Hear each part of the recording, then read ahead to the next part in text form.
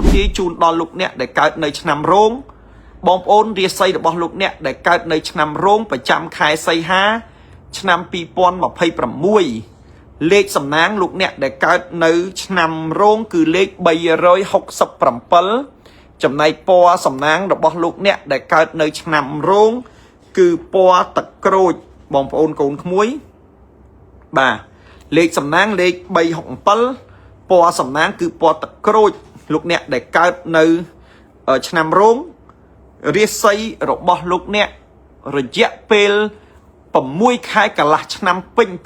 2026មិនដឹងកោះមិនដឹងត្រើយទៅណាទេគឺឈោងដូចចកអណ្ដែតកដាលតលេអញ្ចឹងអត់ទាន់បានផលល្អប្រសើរអីនៅឡើយទេគឺតឹងតែងណាស់ហើយម្នាក់នឹងអង្គុយសង្ឃឹមថាចាំមើលវាយ៉ាងម៉េចដែរសង្ឃឹមខែ1សង្ឃឹមខែ2រហូតដល់ខែ7សង្ឃឹមនៅតែទៅមិនរួចអ្នកដែលកើតនៅឆ្នាំរោងហ្នឹងសឹងថាអស់ក្តីសង្ឃឹមណាហើយកាលពីប្រហែលឆ្នាំមុននិយាយពីឆ្នាំរោងសបោសបាយមានបានអូយព្រះហើយទេវតាសបោញាតបាទជួយគេយកអាសាគេស្រឡាញ់គេដល់ពេលឥឡូវខ្លួនឯងអត់លុយញាតទាំងឡាយហ្នឹងដឹងទៅណាអស់ណា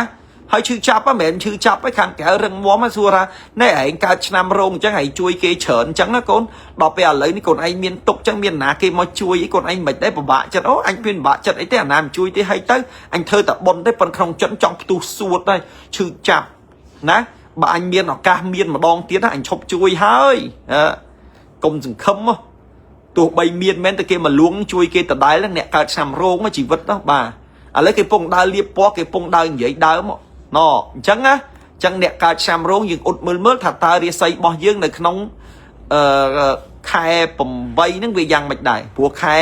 1ខែ2ខែ3ខែ4ខែ5ខែ6ខែ7ហ្នឹងគឺថាអូយព្រះហើយទេវតាហើយគឺមិនទាន់រលូនទេអញ្ចឹងឥឡូវនេះចូលដល់ខែ8យើងចាំមើលវារលូនឬមួយក៏វាមិនរលូនឥឡូវខ្ញុំទាយជូនសូមបងប្អូនអ្នកដែលកើតនៅឆ្នាំរោងហ្នឹងខមមិនលេខសំណាងលេខ367 share វីដេអូដាក់លេខ367ពណ៌សំណាងរបស់លោកអ្នកដែលកើតនៅឆ្នាំរោងគឺពណ៌ទឹកក្រូចលោកអ្នកណាបាទអ្នកដែលកើតនៅឆ្នាំរោងដើមខែលោកអ្នកលក់របស់ដាច់បាទដើមខែលោកអ្នកលក់របស់ដាច់ណាបងប្អូនណាបាទលោកអ្នកសួរខ្ញុំទៅទៀតណាថាលោកគ្រូមហាជុំលក់របស់ដាច់ហ្នឹងលក់អីគេខ្ញុំជម្រាបប្រាប់លោកអ្នកថាលក់របស់ដាច់ហ្នឹងគឺលក់របស់ដែលលោកអ្នកកំពុងតែលក់ឆ្លើយដូចអត់ឆ្លើយហើយលក់របស់ដាច់ហ្នឹងមកថារបស់លោកអ្នកកំពុងតែលក់ស្អីគឺលោកអ្នកលក់របស់នឹងដាច់ហើយបាទហើយបើលោកអ្នកអត់លក់ទេលក់មិនដាច់អញ្ចឹងបានថាអ្នកដែលកើតឆ្នាំរោងដើមខែនឹងលក់របស់ដាច់ហើយបើថាលក់អីដាច់ខ្ញុំក៏មិនដឹងដែរប៉ុន្តែគ្រាន់តែថាជើងលេខគេថាយើងនឹងលក់របស់ដាច់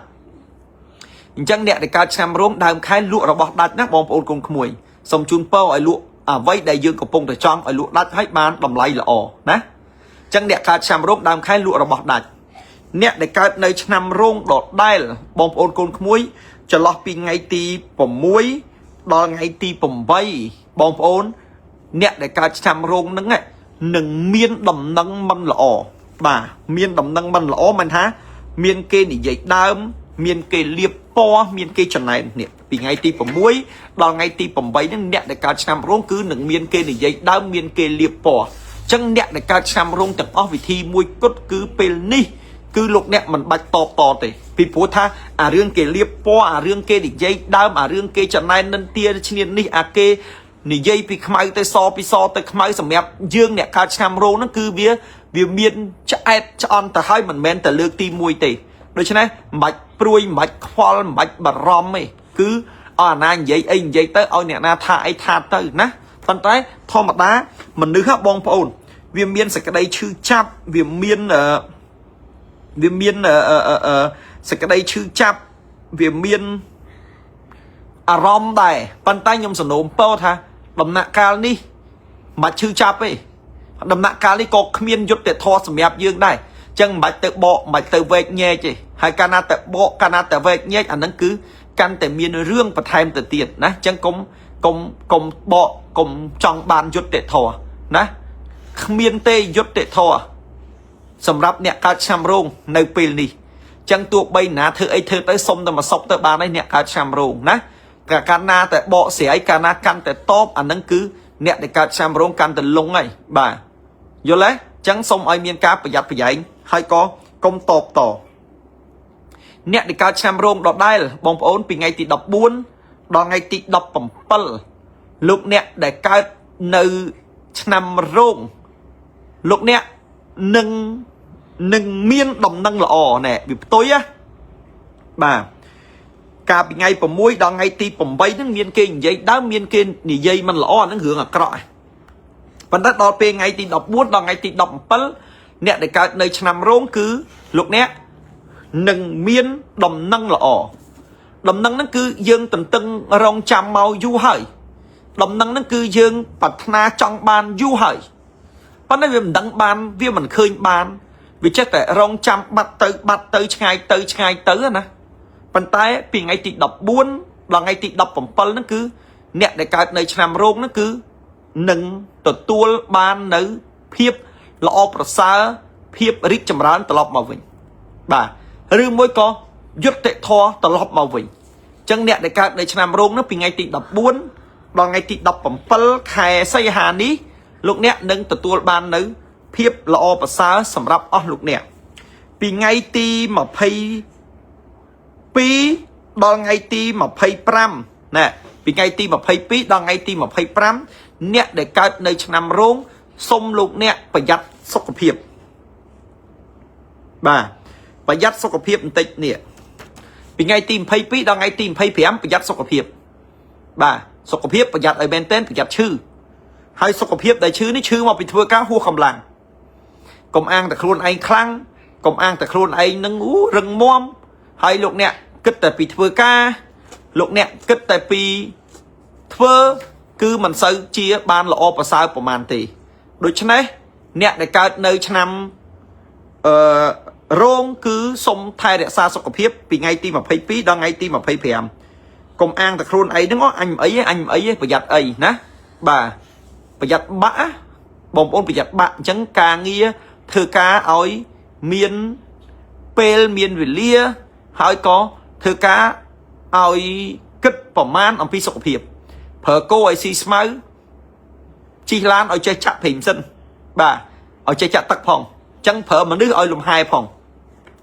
ញ្ចឹងអ្នកដែលកើតឆ្នាំរោងគឺត្រូវតែប្រយ័ត្នប្រយែងសុខភាពបន្តិចពីថ្ងៃទី22ដល់ថ្ងៃទី25អ្នកដែលកើតឆ្នាំរោងចុងខែអ្នកដែលកើតឆ្នាំរោងចុងខែបងប្អូនអ្នកដែលកើតឆ្នាំរោងចុងខែសីហាខែ8ណា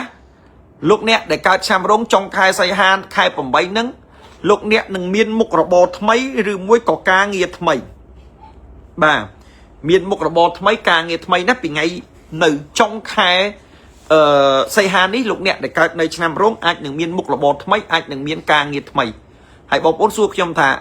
មុខរបរថ្មីហ្នឹងការងារថ្មីហ្នឹងយ៉ាងម៉េចដែរគឺលោកអ្នកនឹងទទួលបានដែរចុងខែហ្នឹងលោកអ្នកខ្លះថាអូយធ្វើការយូរឯហត់ចង់តែចេញទេប៉ុន្តែវាអត់មានច្រកចេញមិនដឹងគិតគំនិតអីបែបម៉េចទេឲ្យល្អឥឡូវនេះគឺដល់ពេលវេលាដែលអ្នកកើតឆ្នាំរោងហ្នឹងគឺនឹងទទួលបាននៅភាពល្អប្រសើរត្រឡប់មកវិញហើយបងប្អូនណាបាទអញ្ចឹងចុងខែនេះលោកអ្នកនឹងទទួលបានមុខរបរថ្មីឬមួយក៏ការងារថ្មីខ្ញុំសូមជូនពរឲ្យមុខរបរថ្មីការងារថ្មីរបស់លោកអ្នកដែលកើតឆ្នាំរោងហ្នឹងបានល្អដូចអ្វីដែលលោកអ្នកប៉ងបាទលោកអ្នកដែលកើតនៅឆ្នាំរោងបាទលោកអ្នកដែលកើតនៅឆ្នាំរោងយើងត្រូវដឹងថារាល់ថ្ងៃនេះយើងជួបនៅរឿងមិនល្អច្រើនណាស់យើងជួបនៅរឿងអយុត្តិធម៌ណាស់បាទដូច្នេះយើងអត់ដឹងថាអ្នកណាមួយគេមកស្រឡាញ់យើងដោយពិតប្រាកដឬមួយក៏អ្នកណាមួយគេមកស្មោះជាមួយយើងដោយពិតប្រាកដអ្នកណាមួយក៏គេក្បត់យើងដែរណាបើក្បត់ខាងក្រៅអានឹងយើងសំណុកគិតគូប៉ុន្តែបើក្បត់ពីក្នុងណាគឺអត់បានទេបងប្អូនប្រយ័ត្នបំផុតណាហើយបើនិយាយពីតួរាសីរបស់យើងអ្នកដែលកើតឆ្នាំរោងហ្នឹងគឺផុយស្រួយបាទផុយស្រួយបន្តិចផុយស្រួយហ្នឹងបានន័យថាប្រឈមនឹងគេធ្វើបាបប្រឈមទៅនឹងសភាវៈអាក្រក់ចូលមកណាទាំងមនុស្សទាំងខ្មោចអញ្ចឹងអ្នកដែលកើតឆ្នាំរោងប្រយ័ត្នឲ្យមែនតែនព្រោះឥឡូវនេះយើងឃើញស្រាប់ហើយថាអារម្មណ៍របស់យើងស្មារតីរបស់យើងគឺមិនល្អទេចេះតែមួម៉ៅចេះតែក្តៅកាហាយ ចេះតែជួបរឿងភ័យព្រួយហើយចេះតែកើតទុក្ខរហូតបាទអានឹងជារោគសញ្ញាមួយដែលសភាវៈអាក្រក់នឹងចូលមកក្នុងខ្លួនយើងហើយសភាវៈអាក្រក់នេះមិនមែនសុកវាមកទេគឺមានអ្នកគេបញ្ជូនមកអញ្ចឹងអ្នកដែលកើតនៅឆ្នាំរោងទាំងអស់ណាខ្ញុំរៀបចំនៅខ្សែចង្កេះនេះជូនដល់លោកអ្នកបាទខ្សែចង្កេះគឺបែបនេះខ្ញុំធ្វើឡើងពីអំបោះ5ធាតុណាខ្ញុំអត់ធ្វើពីអំបោះសទេដោយសារយើងដឹងថាអំបោះសកាលណាពាក់ជាប់ខ្លួនវាប្រឡាក់បាទវាជាប់ក្អែលជាប់អីអាក្រក់មើលយូរទៅអញ្ចឹងធ្វើអំពីអំបោះ5ធាតុហើយខ្ញុំកថានេះខ្ញុំដាក់នៅតយោសារ៉ូមដើម្បីកុំឲ្យបងប្អូនយកទៅពាក់ទៅវាស្គៀបអញ្ចឹងអ្នកដែលកើតឆ្នាំរោងទាំងអស់បើបានពាក់នៅខ្សែចង្កេះរបស់លោកគ្រូមហាជុំលោកអ្នកពាក់ឲ្យលោកអ្នកនឹងទទួលបាននៅគេហៅថាដូចមានអង្គរៈការពារអញ្ចឹងដូចមានអាវក្រោះការពារអញ្ចឹងដូចមានសេនាថែរក្សាយើងអញ្ចឹងកាលណាតែយើងពាក់ទៅរាល់អំពើរាល់រឿងដែលមិនល្អទាំងឡាយនេះគឺត្រូវតែចេញឆ្ងាយពីយើងវាមិនទាន់មកការពារកុំឲ្យវាចូលដល់ពេលវាចូលហើយត្រូវតែដាក់កុំឲ្យវានៅខ្លួនយើងបន្តទៀតឲ្យវាចេញណ៎ហើយជួយឲ្យយើងនឹងមានមុនមហានិយមឲ្យគេនិយមឲ្យគេចូលចិត្តឲ្យគេស្រឡាញ់ឲ្យគេដឹងអំពីយើងឲ្យយើងនឹងល្អជោគជ័យអញ្ចឹងអ្នកកើតឆ្នាំរោងការពារបាននៅរឿងមិនល្អហើយ